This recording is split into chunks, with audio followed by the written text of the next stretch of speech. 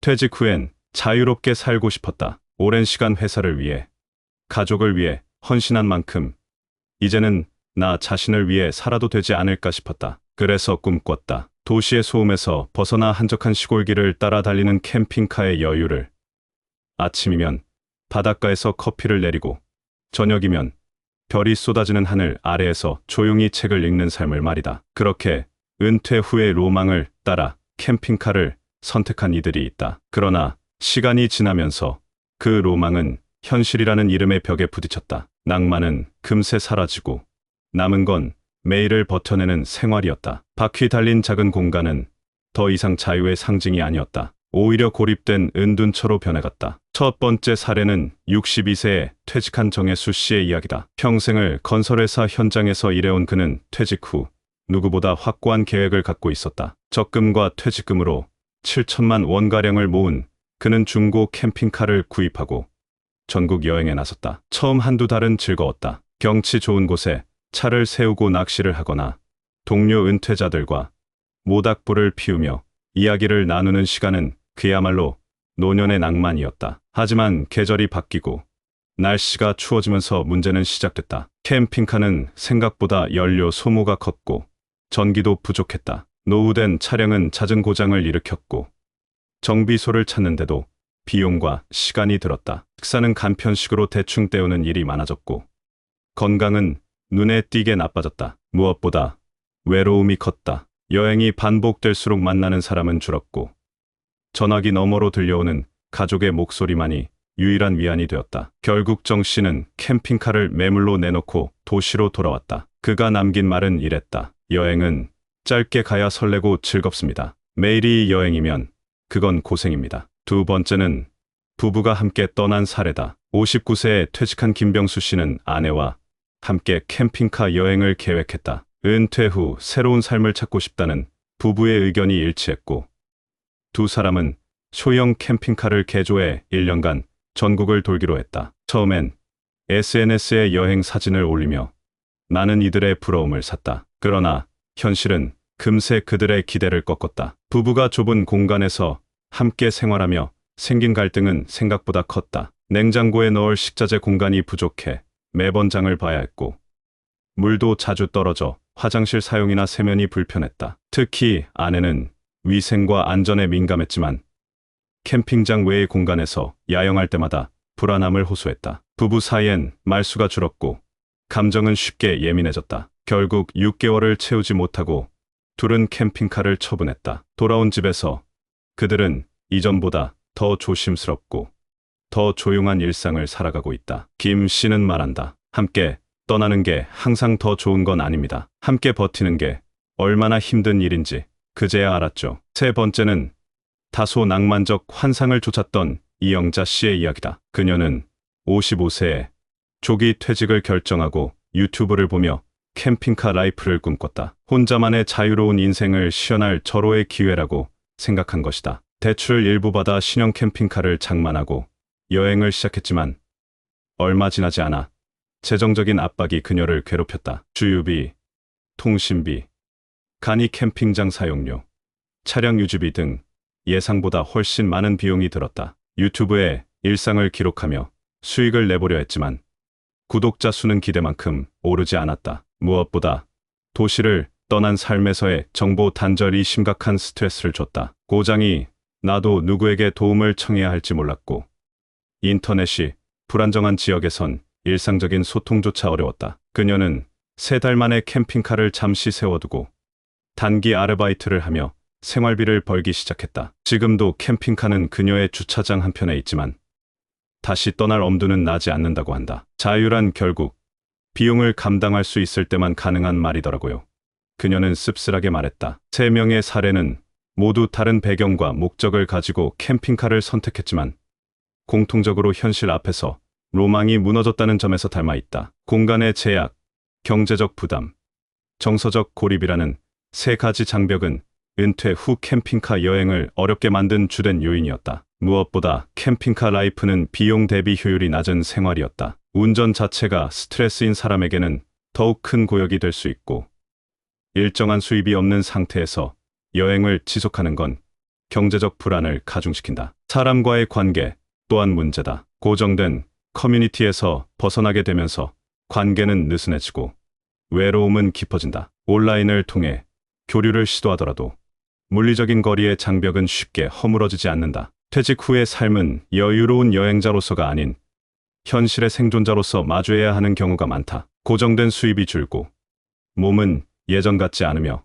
돌발 상황에 대한 대처 능력도 떨어진다. 그럼에도 불구하고 은퇴자들은 종종 로망에 휩싸여 무모한 도전을 감행한다. 캠핑카는 그중 가장 대표적인 사례다. 하지만 그것은 한때의 낭만일 뿐, 일상의 생활 방식으로 전환되면 전혀 다른 성격의 고통을 유발할 수 있다. 물론 누군가에게는 캠핑카가 진정한 자유와 행복을 안겨줄 수도 있다. 그러나 그것이 현실이 되기 위해선 철저한 준비, 구체적인 계획, 그리고 꾸준한 재정적 뒷받침이 필요하다. 또한 본인의 성향과 건강 상태를 냉정하게 돌아보고 판단하는 용기도 요구된다. 은퇴 후의 삶이란 막연한 동경만으로는 지속될 수 없다. 진짜 필요한 건 소박하지만 지속 가능한 생활 방식이다. 때로는 가까운 공원 산책이, 지역 도서관에서의 조용한 독서가, 동네 사람들과 나누는 한 끼의 식사가 오히려 진정한 여유가 될 수 있다. 캠핑카는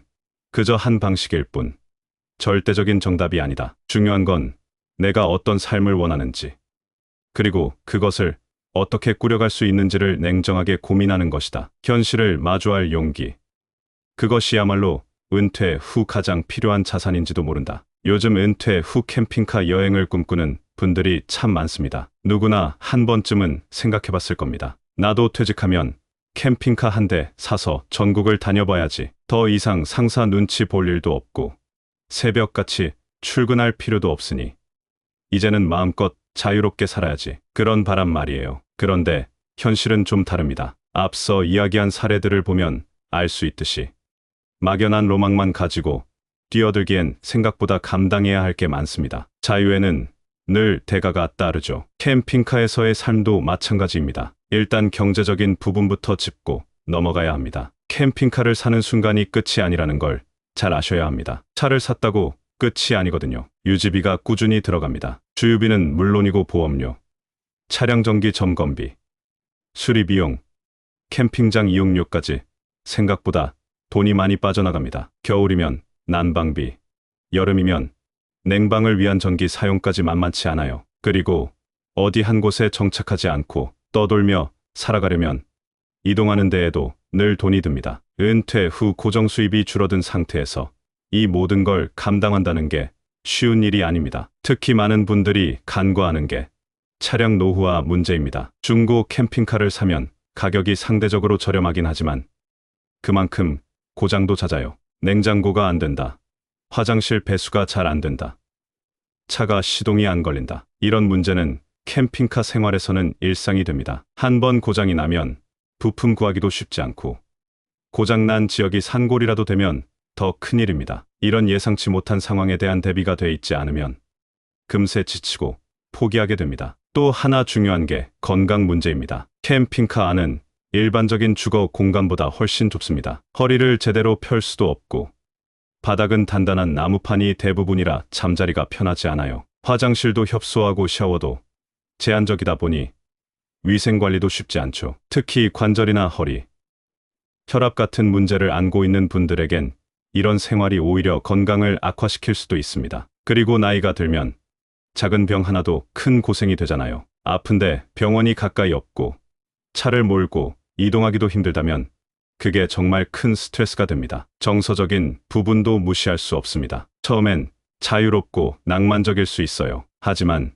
시간이 지날수록 외로움이 밀려옵니다. 특히 혼자 캠핑카 생활을 시작한 분들일수록 이 문제가 더 큽니다. 바퀴 달린 집이 이동할 수 있는 장점도 있지만 그만큼 고정된 이웃이나 지역 커뮤니티와 단절되기 쉽습니다. 여행을 한다는 건 계속해서 떠돌아다녀야 한다는 뜻이고 그 말은 곧 안정적인 인간관계 유지가 어렵다는 뜻이기도 하죠. 가족과 떨어져 있는 시간이 길어지면 감정적으로도 멀어질 수 있고요. 부부가 함께 떠나는 경우도 마찬가지입니다. 은퇴 후 부부가 함께 시간을 많이 보내는 건 분명 좋은 일이지만 좁은 공간에서 오랜 시간 같이 생활하면 부딪히는 일도 많아집니다. 집에서는 각자의 방이 있었고 서로의 생활 리듬도 존중해 줄 수 있었지만 캠핑카 안에서는 그게 어렵습니다. 하나의 생활 공간 안에서 모든 걸 같이 해야 하다 보니 사소한 일로 다툼이 생기기 쉽습니다. 오히려 여행을 통해 돈독해지기는커녕 관계가 틀어지는 경우도 제법 많아요. 그리고 또 한 가지, 우리가 자주 착각하는 게 있어요. 유튜브나 방송에서 보는 캠핑카 라이프는 대부분 하이라이트라는 겁니다. 힘든 장면은 잘 안 나옵니다. 멋진 풍경, 여유로운 시간, 바닷가에서 마시는 커피, 이런 것만 계속 보다 보면 누구나 혹하게 되죠. 나도 저렇게 살 수 있을 것 같고, 지금 당장 떠나야 할 것만 같고요. 그런데 정작 그런 장면이 하루 중 얼마나 될까요?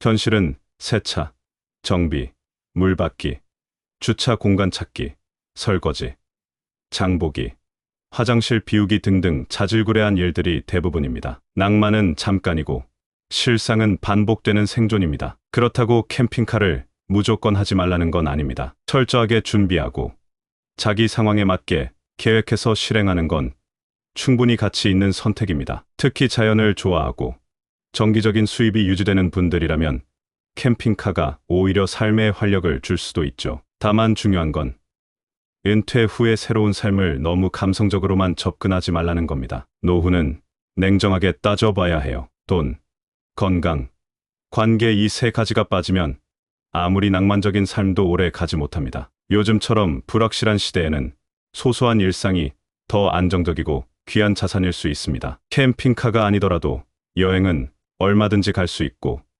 자연을 느끼는 방법도 많습니다. 동네 근처 공원에서의 산책, 지방 소도시로의 1박 2일 여행, 대중교통을 이용한 기차 여행 등 비용을 최소화하면서도 충분히 만족할 수 있는 선택지가 있다는 걸 기억하셔야 합니다. 결국 핵심은 지속 가능한 삶입니다. 무리하게 캠핑카를 선택하기보다는 지금 내가 갖고 있는 자원과 상황 안에서 어떤 방식의 여유와 행복을 찾을 수 있을지 고민해보는 게 훨씬 현실적인 접근입니다. 캠핑카가 그 중 하나일 수는 있지만 유일한 정답일 수는 없습니다. 은퇴 후의 삶은 더 이상 성취의 시대가 아니라 유지를 잘 해나가는 시기입니다. 무리하게 무언가를 새로 시작하기보다 지금 가진 것들을 지키고 조금씩 확장해 나가는 게 중요합니다. 그리고 그 과정에서 자신에게 맞는 삶의 형태를 찾아가는 것이 진짜 은퇴 준비 아닐까요? 캠핑카를 선택하든 하지 않든 중요한 건 자신을 있는 그대로 이해하고 받아들이는 자세입니다. 삶은 늘 변하고 나이 들어가는 것도 결국 새로운 적응의 연속이니까요. 낭만은 계획 위에서 빛이 납니다. 현실적인 밑그림 없이 그린 환상은 오래가지 못하죠. 은퇴 후 캠핑카를 생각하고 있다면 지금 이 글을 읽는 순간부터 냉정하게 준비를 시작해보세요. 숫자부터 건강까지 하나하나 따져보고 그 위에 진짜 당신만의 여유와 자유를 그려보는 겁니다. 그게 진짜 지혜로운 은퇴자의 자세일 겁니다.